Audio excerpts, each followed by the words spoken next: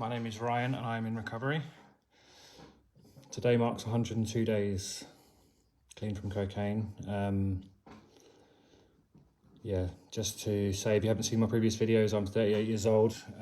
I've had a problem with cocaine to varying degrees for most of my life. I started using when I was a teenager, and I've had this kind of isolated using pattern for a number of years. I've been kind of keeping secret from the world, but it all came out in January this year. A particular incident where my sister found me in a bad situation. I then told my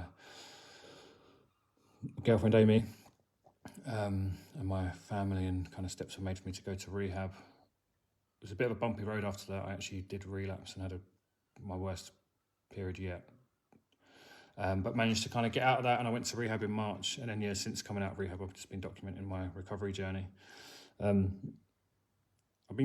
get a lot of messages, seems like more so recently, about kind of asking about rehab, asking what it was like, or kind of whether there's people that are maybe thinking about going but are unsure, and just kind of trying to get more information. So I just thought I'd talk about my experience. I obviously can't go into loads of detail, but I'll just pass on a few bits that might be helpful and kind of help you make a more informed decision.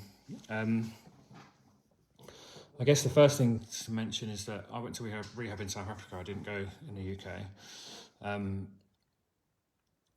It was actually I've mentioned this in a previous video, but via Cocaine Shane, who's also documents his recovery journey on TikTok. I was following him when I was in active addiction, actually, just as, it's been a number of years that I've kind of wanted to get clean, and kind of had periods of getting clean and relapsing. The big thing for me, I guess it's a bit crazy, is like I would have these periods where I'd get clean, but then I'd relapse, and every time I relapsed, my using would just accelerate and get way worse, until the last time that happened, when it was just out of control, and it would have probably ended up killing me if I didn't get a handle on it.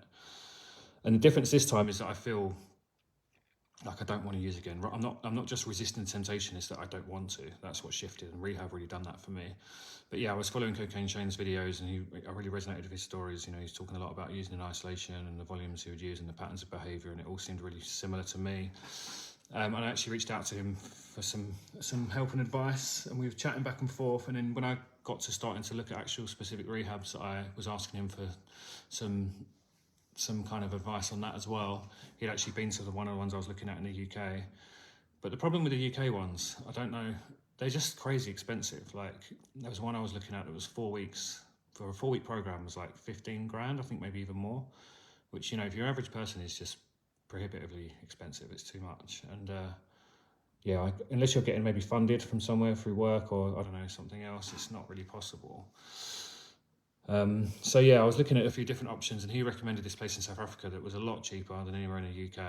And it appealed to me for a few reasons. The price was obviously one, but another one was I really wanted to go somewhere where I could almost just lock myself away and just focus on the program. There's a lot of places where you can come in and out of the rehab facility. You don't have to stay there. You can use your phone. You can have visitors, all these kind of things. I didn't really want any of that. I just wanted to be able to fully focus on the program with no outside distractions. So, flying the whole way to South Africa meant that my family couldn't visit. It was also a program where they take your phone away and you don't have access to it for the entire duration you're there. You do have some monitored phone calls. I think 2 or 3 phone calls a week for 15 minutes, like on a Zoom call, and that's it. The rest of the time, you're just with the community within the program, and they're the only people you talk to.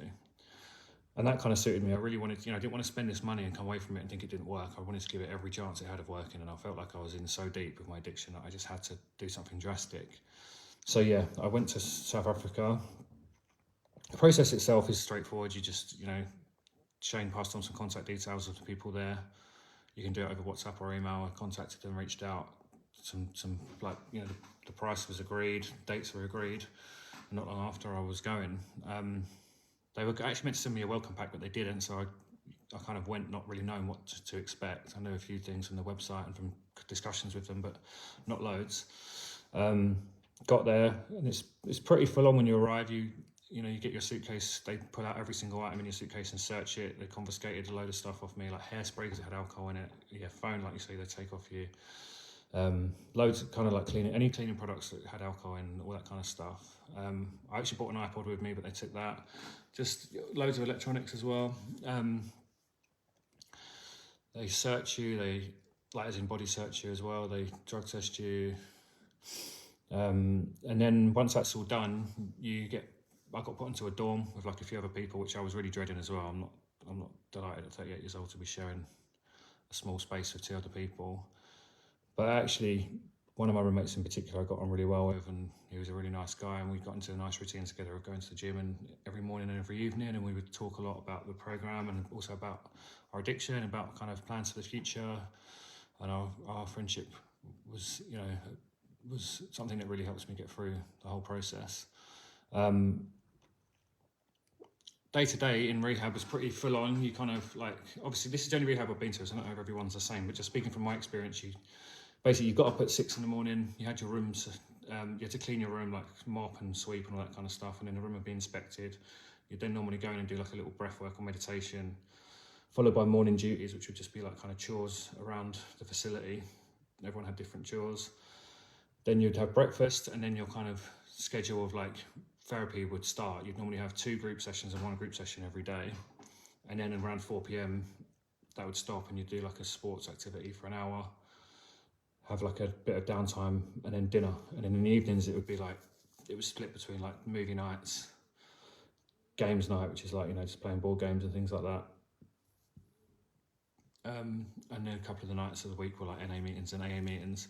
So yeah, it was really structured, but it really suited me that way, because I could just dive headfirst into it and really kind of give my all to every step. There was also things like equine therapy, which is like working with horses, which I didn't love, but I, you know, put some effort into it. There was ecotherapy, which was like gardening, which wasn't the most popular of activities, but I quite enjoyed it.